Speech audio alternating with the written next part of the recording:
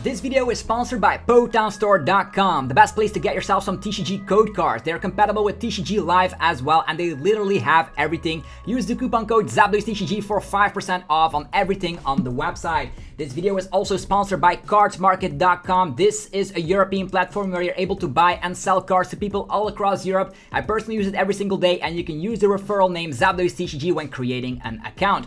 Also, this video is sponsored by yourplaymat.com, the best website to create your own unique custom playmat from scratch. They ship worldwide and you can get 10% off by clicking the link down below. How cool is that? Last but not least, this video is sponsored by dragonshield.com, the best website to, of course, buy accessories. They have sleeves, they have binders, they literally have everything you want to start playing competitively. Or, if you're a collector, you can also get some fresh looking clear fit sleeves. They have everything. Check the link down below, of course, the affiliated link, and you're going to be helping out the channel so much. Thanks for sticking around with the commercials, and I'll see you guys shortly. Peace.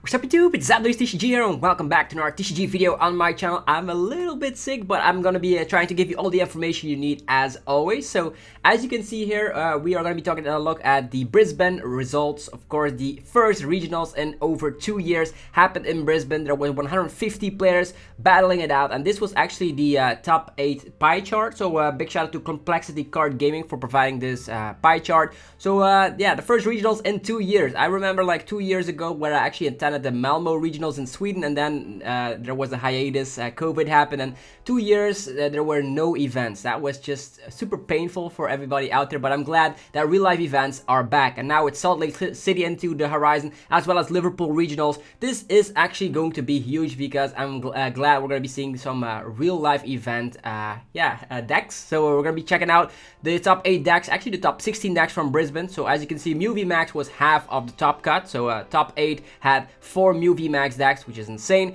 And then we also will be taking a look at Inteleon Arceus, which has a huge uptick in play with, of course, Big Charm and Chair and Scare. We're going to be taking a look at all these lists. There was some more Arceus lists. There was Arceus Darulodon, which we've come to know. I think Arceus Darulodon is in a little bit of a tight spot because Mew VMAX is now running those echoing horns, so just bully them like crazy. There's also Suicune Inteleon with Arceus. Very interesting list. I actually saw that list. It was kind of surprising to be that Suicune was just that good. And then there was also Moltres Inteleon. So this is something you have to take note of this tournament. Mew VMAX dominated the tournament. So many people played Mew VMAX just because they want to get those championship points. They wanted to, of course, qualify for the World Championships, and with a lot of league ups and league challenges not happening, they actually went for a safe choice. Mew VMAX is the best deck in format and even can beat its bad matchups because Meloetta turn 1 donks are just super scary. So we're here at the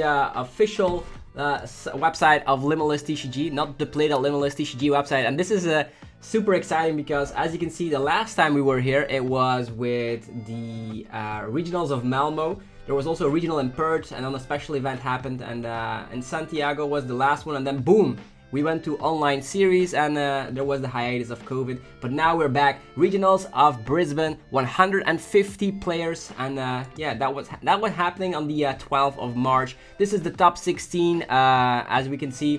How many Mew VMAX? 1, 2, 3, 4, 5, 6, 7. 7 out of 16, so almost half of the top 16 also Mew VMAX. And we're going to be seeing some interesting things. First of all, big shout out to Natalie Millar, who actually got in first place in the entire event. We're going to be taking a look at this Mew VMAX list first, just because of the fact that this is the list that you're going to be seeing quite a lot. This is a list not running basic psychic energies. You might think, how does this even win against the Darulodon? Well, that's where the echoing horn is there for. So early on, you just rope, and you get the Darulodon in the active position. You use a Lassa Sparkle, you use some power tablets, and boom, you knock that out. Then you shouldn't have any troubles against an Arceus VSTAR. Then you can get one back with the echoing horn, boss it again, and you win the game. So echoing horn, make sure you don't need basic psychic energies ever again. And there was a lot of lists in this top 16 running the exact same amount. There's only 2 Rose Tower in here. That gets me scared as hell. Maybe They were thinking we don't need more stadium cards. There's also no Pumpkaboo, so this list entirely is a little bit weak against Path to the Peak, I would say. But maybe they always say, I'm actually gonna go first, use CARDMARKET, use Battle VIP Pass, get my entire setup, and then go crazy. So the Mew VMAX with only 2 stadiums gets myself a little bit scared for Path to the Peak. Other than that, 2 rope, 2 switches allow you to, of course, dunk more oftenly with Meloetta, even if you have a Genesect start. The Oricorio also protects for some one-hit KOs on your own Mew VMAX. I've seen some lists with Mew VMAX running Peony. With the Peony, you can fetch both power tablets to just get a crazy one-hit KO on an opposing Mew VMAX, which helps in the mirror match. This is just straight consistency with like 4 Ultra Ball, 4 Quick Ball, 4 CARDMARKET, 4 Rotom Phone, 4 Battle VIP Pass, and the Rotom Phone, make sure you can find that Elastasparkle every single time. And there's not even stuff like switching cups or anything in here, so you have to be worried here that you don't draw into all of your fusion energies. But this list is super powerful, and you should see a lot of it during, of course, the rest of the season. The double turbo energy is nice because that allows you to just attack with 1 attachment, so you don't have to be afraid of, oh no, an Yveltal discards all of my energies. Well, you can just attach with 1 attachment, which is, you can just attack with 1 attachment, which makes this huge. So this is the first place winning list. I think we're going to be taking a look at the 4th place list as well as the 5th place list of Mew VMAX and see what is different. So let's open this up. Looks like the exact same list, right? It looks like the exact same list, yeah. And then this one is playing Psychic Energies. Okay, so what do we see here as a difference? This is the exact same list that actually got, yeah, these are the exact same lists, by the way. So first place and 4th place, if I'm not mistaken, it has the exact same list. And then there's also a list running basic Psychic Energies, allowing you to, of course, fetch them with Fog Crystal. I'm a bigger fan of the list here with Fog Crystal, but the other list is running 4 copies of Rotom Phone, and the Rotom Phone makes sure you can find Elastasparkle and donk more easily. This is also more equipped to fight off Path to the Peak with 4 copies of Stadium cards on top of 4 CARDMARKETs, and there's 2 training cards to just, of course, have more energies than ever before. So whether you're running the pure special energy build or this one, it doesn't matter. Mew VMAX is just bonkers and dominates almost all tournaments it is playing in. So we're not going to be looking at all the rest of the Mew VMAX. They're probably the same scenario. Either you go for basic energies or you just go for special energies, make up some room, and just, of course, utilize the Rotom Phone engine. Duraludon, one of my personal favorite decks. I've played this quite a bit, but now I would never play it again just because of the fact that Echoing Horn is a thing. Duraludon is in a very, very bad spot as of now. Also, even if you would run this with like Hyper Potions and stuff to just fight off Mew VMAX a little bit better, this is very scary because they could just use Echoing Horn and win that matchup quite easily. But of course, with Big Charm, you turn the Duraludon VMAX into a 360 HP tank, which never goes down. Yeah, typically. Of course, Arceus sets up the Duraludon, and you can also get a Duraludon VMAX in play thanks to the use of Single Strike Mustard. Very easy to do that. We can use Star Birth, get Ultra Ball, 10 out your hand, and use Single Strike Mustard to get the Duraludon VMAX in play. This is just a straightforward list that we've seen with Riley in the Full Grip Games event. So nothing else has changed too much. So this is a list getting 2nd place, but of course has a unfavorable matchup against Mew. So I don't know how this deck will do in the future. There's also Arceus, Moltres, and Inteleon. Very curious to see that. That actually got 3rd place, and that was actually from Hong Kong. A person from Hong Kong actually went to this real life event. Pretty interesting. So what can we see here is that Arceus Inteleon is a thing. You of course have... oh, now that I think about it, this list is not running Cheer and Scare. Instead, they opted to go for the Dark package. So it's Dark Arceus with Inteleon on top of it. So with Star Birth, with Shady Dealings, you get whatever cards you want from the deck. And that allows you to, of course, fetch out Clara when it's time. You can get the Moltres and some more energies. Maybe you can get yourself Trading Card Moltres. And the 1 prize Baby Moltres allows you to win against Mew VMAX very easily. There's also the Hoopa. If they are not prepared to slap down Oricorio and Meloetta, Hoopa can eat up Meloetta, and then you can be ahead in the prize trade. And then this one prize Moltres finishes off the job against Mew VMAXs. There's also no big charms for this Arceus VSTAR. Instead, opted to go for the very aggressive Choice Belt. Choice Belt allows the Arceus VSTAR to slap 210 even though they have double turbo. So with, of course, Balsasaurus, you can get some prize cards very easily. There's also the big Galarian Moltres V, allowing to set itself up very easily with 8 Darkness energies and stuff like Ultra Ball, Quick Ball and stuff. and research, 3 copies of that. You're gonna be able to pitch those Darkness energies in the discard pile, set up a Galarian Moltres V, and you're gonna be in a very great position. So yeah, I don't know how to feel about the one-off water energy. I know with Raihan you could utilize the Inteleon with the Aqua Bullets. That could be an interesting thing. So maybe that's where the thought process with Raihan and the one-off water energy was. The cool thing is, of course, with the one-off water energy, that Arceus just needs colorless energy, so that makes sense, I guess. So pretty cool list, I would say, getting 3rd place. Then, of course, there's some interesting other lists. Of course, the Suicune Inteleon build, and then Arceus Inteleon. These are actually the things we need to take a look at, because I personally think the list we're going to be talking about very shortly is going to be seeing a huge uptick in popularity. This is just Suicune with Arceus VSTAR and Inteleon. This list is running Pumpkaboo and 4 copies of Path to the Peak. So literally, this is just here. You try to get off Star Birth by utilizing Pumpkaboo to discard your own Path to the Peak. Early game Path to the Peak shuts down or cripples Mew VMAX quite heavily. And of course with Star Birth, if you're able to utilize that, you can just use Level Ball or Quick Ball to fetch Pumpkaboo, and then Pumpkaboo discards the Path to the Peak. You utilize Star Birth to get whatever you want, and then of course you slap down another Path to the Peak. That's what it's mainly in here for. Love the 4 copies of Path to the Peak to fight off Mew VMAX, although that is not enough. Path to the Peak is of course very good against Mew VMAX, but they have ways around it. Definitely with Rotom Phone to just stack it on top of the deck, so even Marnie stuff does not work. There is of course 3 copies of Suicune in here. Suicune of course with Fleet-Footed allows you to draw a card during your turn, but also allows you to slap huge damage for every bench Pokemon, both yours and your opponents. Capping at 220 with full benches, and of course with Choice Belt you can get some crazy numbers going. So early game, Suicune turns itself into quite the nasty Pokemon, because it can attack very quickly. You get additional consistency with, of course, the Star Birth on top of Shady Dealings, and there's just, yeah, Arceus being strong all around. So I love the fact that Path to the Peak also shuts down Star Birth from opposing Arceus decks. Very strong in my book, and this is just Suicune on top of Arceus Inteleon. So just Suicune Inteleon, and you just add in an Arceus package. That's what it is, basically. With 4 Path to the Peak, I think it's a very strong list. And then, of course, this list, of course, people are expecting a list like this. 2 Big Charm turns in Arceus VSTAR into 310 HP. You have the one-off Charon Scare. I would expect, this is actually Mitch, I would say. It was that Mitch from the Sableye, so big shout out to, of course, that person. Go check out the channel as well. So Arceus VSTAR, 310 HP with Big Charm. Utilize Charon Scare to loop it.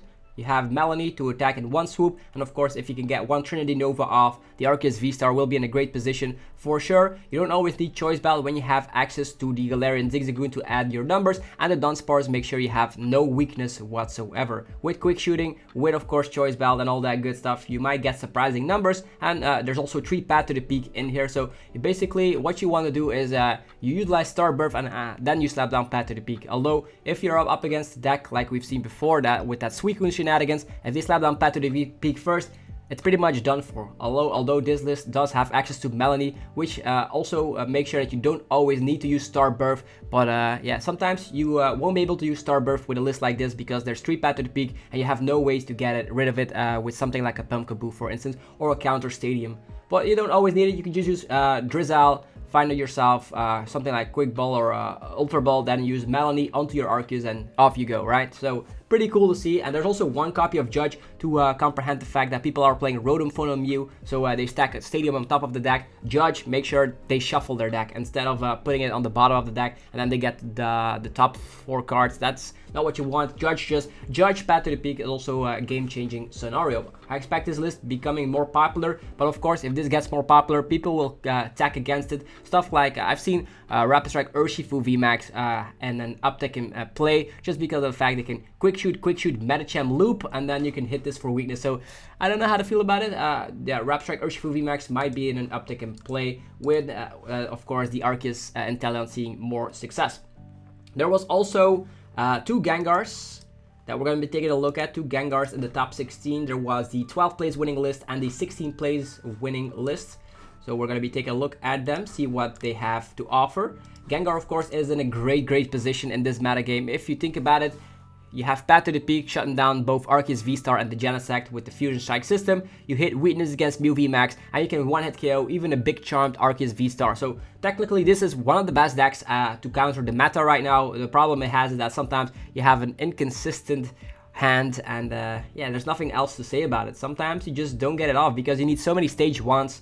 It sometimes falls apart completely. So what can you see? Bibarel draws cards, Houndoom gets energies onto your Gengar, and there's some 1-prizers in here for specific matchups.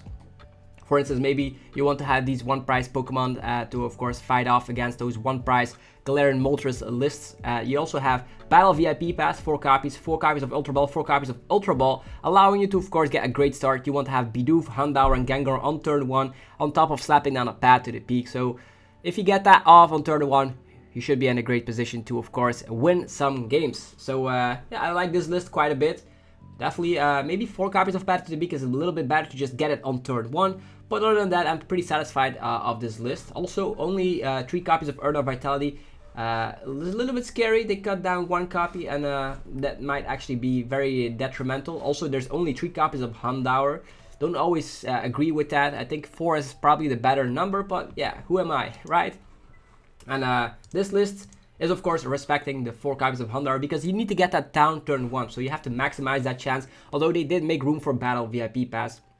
This list is running a one-off single strike Urshifu V, which helps against stuff like Jolteon, Eternatus, as well as Arceus. So the single strike Urshifu V is good. Is it better than Stonejourner?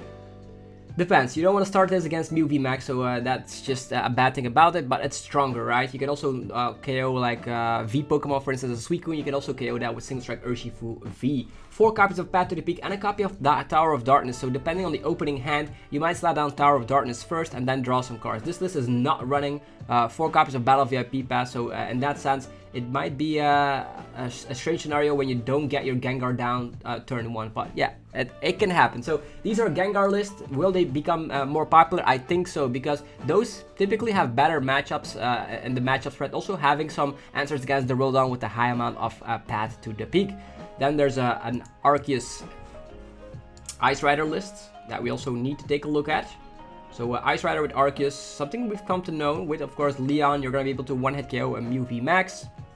You have Path to the Peak to slow them down, and other than that, it's just straightforward consistency with the Inteleon engine. The thing I'm worried about is the first couple of turns, because people might think that this deck has some consistency issues. In that sense, is that you don't always get your Arceus, actually your Inteleon, not Inteleon, your Ice Rider down at the correct time, but you have 4 copies of Arceus. Your first couple of turns are, of course, survivability. If you survive the first couple of turns, you should be good, getting into that Arceus VSTAR, getting everything you want. The cool thing is that Ice Rider can just one-hit KO a Mew VMAX with a Leon and the Choice Belt. So you don't have to worry about, oh, you cannot quick shoot something with a Fusion Energy. That's not a big issue for a deck like this. Something we've talked about on the channel before, so you should find a similar list over on my channel. So glad to see that Ice Rider is around as well. And then to finish off, I think there's one more. Yeah, I think this is another Inteleon. Yeah, this is also the 2 copies of Chariot Scare. So Inteleon Arceus seems to be getting more popular by the minute. This is a mixture between both, right? You, instead of like playing Melanie, you just play, of course, the Inteleon engine, and you also have the one Moltres to just swing your matchup against Mew VMAX. So Mew VMAX is warping the format around it. There's also the one-off Zapdos, which can come out of nowhere. Very good and close decklist tournaments in real life, so love that fact. And then the last deck we're taking a look at is Arceus Dark, a dark version of Arceus. Ooh, yeah, this is Arceus counter box, right? Yeah, that's cool. Glad to see that's also part of the meta. So this is very nice because you can get, this is a hard deck to pilot, don't get me wrong, but if you know what you're doing, you can counter any deck, right? So, oh, I'm up against Ice Rider, you can set up a Zamazenta and just KO them with a Revenge Blast. Oh, I'm up against, let's say, Mew VMAX, you can attack with, of course, your Galarian Moltres. Oh, I'm up against Eternatus, you can get your Zapdos, and the Ditto can also transform into another Zapdos or into another Pokemon. So the thing I don't like about this list is that you sometimes start with Crobat, Lumineon, or Aldegos. Too many 2-price support Pokemon that you could start with. There's also Pumpkaboo and Zigzagoon, so a lot of things going around with this list, but if you know what you're doing, this might be a deck for you because you can counter the entire format. Anyhow, hopefully you guys enjoyed this video of the Brisbane Regionals. Big shout out again to Natalie for winning the entire event. Yeah, I think it was a shame that there was not a stream in Brisbane because with the first event in 2 years, people might expect a stream to just make the hobby more popular. Let's just hope there's going to be a stream for Salt Lake City or Liverpool. I just hope that, and if you don't know what to play, if you're going to either of these regionals, you need to beat Mew VMAX and you need to beat Arceus. These are the two top contenders in the format. If you have a favorable matchup against both, you should be good. Maybe decks like Gengar VMAX might see an uptick in play. There's also decks like Jolteon seeing an uptick in play. So the format is pretty much undecided quite yet because this is just the first real life event that we had in a while. So hopefully you guys enjoyed this video, even though I'm like completely sick. I was trying to get this information to you guys as always. So if you guys are new to the channel, be sure to hit that subscribe button. You're gonna get daily Pokemon TCG content over here. And yeah, that's it for this video. Go check out our sponsors. PokemonStore.com gets you covered. If you're looking for TCGO code cards, you can utilize the coupon code ZapdosTCG for a whopping 5% off. And it also works for TCG Live. Dragon Shield gets you covered if you're looking for binders, deck boxes, and sleeves. Click the link down below. There's also yourplaymat.com, which helps to, of course, create your own custom playmat from scratch. Ideal for the real life events. You can get 10% off by clicking the link down below, and they ship worldwide. And there's also CARDMARKET.com. If you're a European player, you can buy and sell cards to people all across Europe. So if you want to sell some cards, that's the place. If you want to buy some cards, that is the place. Use the referral name ZapdosTCG. Anyhow, have yourself a fantastic rest of your day. I'll see you guys tomorrow for more Pokemon TCG epicness. Peace.